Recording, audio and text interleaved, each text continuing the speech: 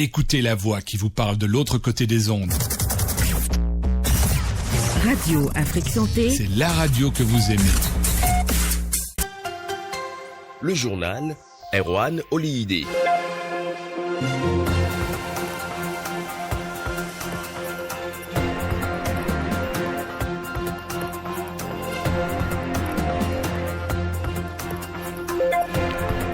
Nous sommes jeudi 21 septembre 2023. Bonjour mesdames et messieurs, merci d'être au rendez-vous de l'information sur Radio Afrique Santé.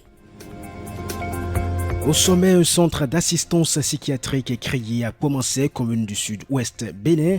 Le décret portant création du dit centre a été adopté hier en Conseil des ministres. Votre enfant éprouve des difficultés persistantes à comprendre les concepts mathématiques de base à l'école. Il souffre peut-être des troubles de l'apprentissage. Dans ce journal, nous nous intéressons aux causes et au traitement de ces troubles chez les enfants. Et puis une dizaine de stations ont été mises sous scellé par l'Agence nationale de normalisation et du contrôle qualité dans la commune d'Abomey-Calavi. C'était mardi. Les propriétaires de ces stations-service ont payé des amendes hier mercredi. Voilà pour les principaux titres de l'Info Santé en direct du studio Vincent Follet au Bénin. Place à présent au développement. La commune de Kouamassé dispose désormais d'un centre d'assistance psychiatrique. Le décret portant création du dit centre a été adopté et ses statuts approuvés hier mercredi en Conseil des ministres. L'autre décision phare prise par le gouvernement au cours de la session est l'implémentation de la phase pilote de l'initiative des classes socio-éducatives dans 20 collèges d'enseignement général. Le compte-rendu du Conseil des ministres précise que les classes socio-éducatives se veulent des cours d'éducation familiale et sociale qui abordent divers domaines de la vie, au nombre desquels le leadership, l'estime et l'affirmation de soi, la santé sexuelle et reproductive, la protection de l'environnement, etc. Chaque année, le monde enregistre près de 10 millions de nouveaux cas de démence selon un rapport de l'OMS publié le 15 mars dernier. La maladie d'Alzheimer est la cause la plus courante de démence et serait à l'origine de 60 à 70% des cas.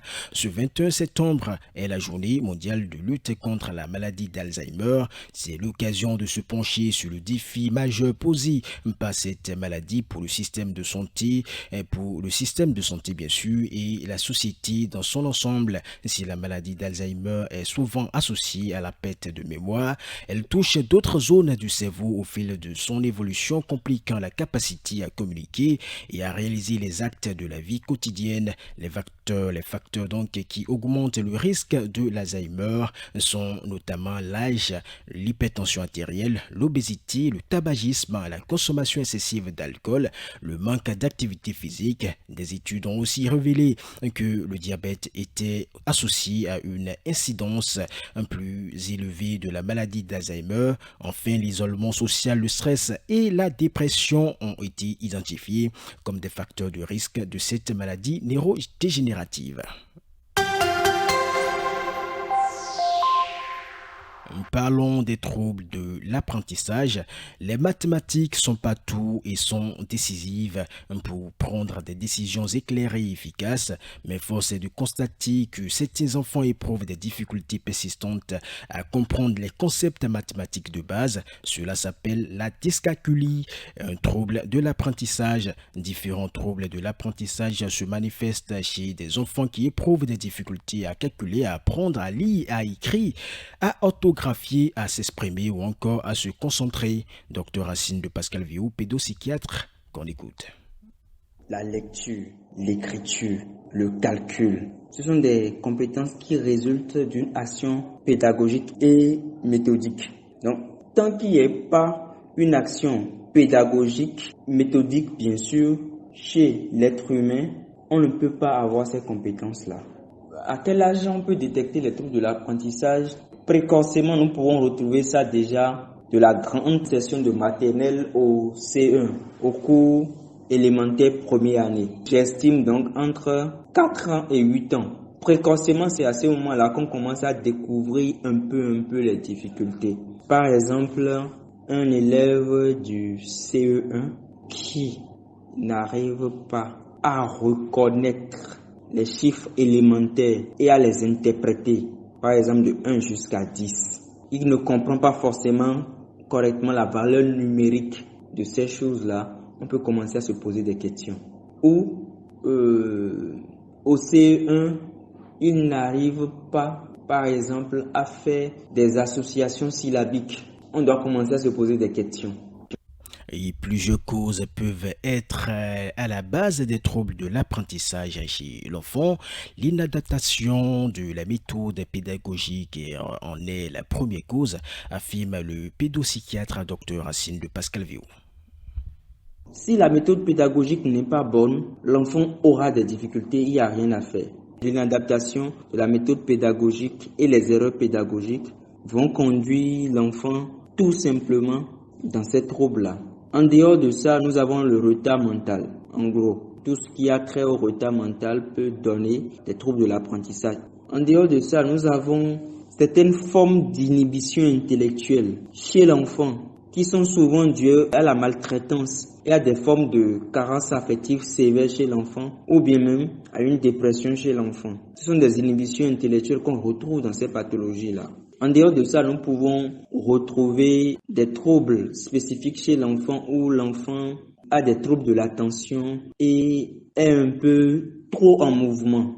Il a des mouvements excessifs, il bouge trop. Ça dépasse un peu la normale. Il rentre dans une chambre, il a déjà sauté sur tout, il a tout renversé déjà. Quand l'enfant a des troubles de l'attention associés à une hyperactivité, ça peut inscrire l'enfant dans ces difficultés-là plus facilement. Dans certaines familles, ils ont des difficultés dans certaines formes d'apprentissage et puis on retrouve ça chez l'enfant. Ça, c'est une cause génétique.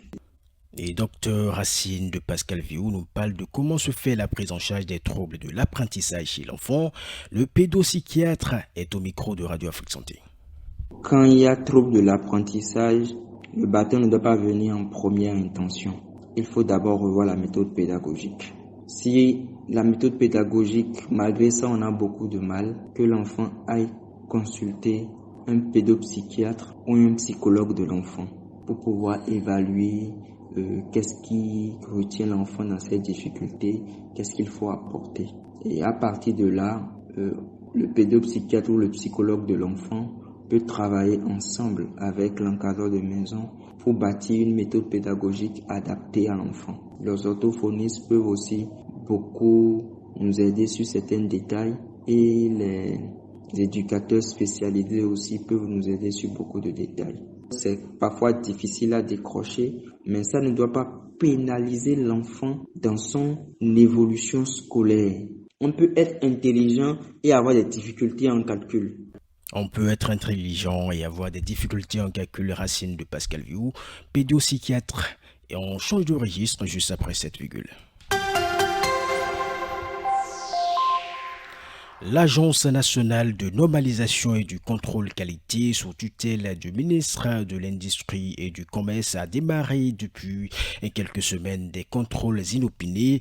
Dans ce cadre, mardi dernier, une équipe de l'agence a mené une opération spéciale dans la commune d'Abomey-Calavi.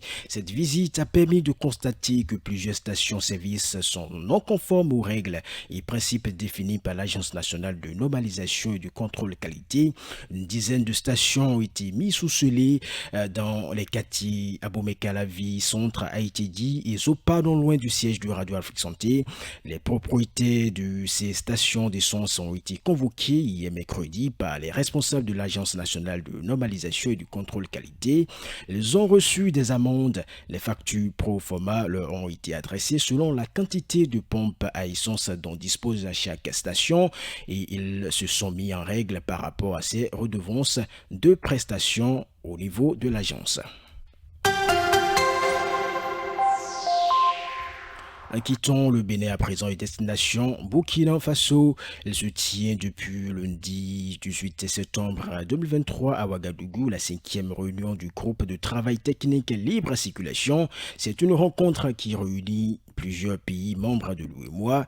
La question de la zone de libre-échange continentale africaine, SLECAF, la problématique de l'octroi de l'origine communautaire UEMOA aux produits ouvrés ou transformés sous régime économique au regard du règlement ZLECAf et l'évaluation de l'évolution de la mise en place de la plateforme d'alerte aux entraves à la libre circulation et aux droits d'établissement sont entre autres points au menu des échanges qui prennent fin ce jour.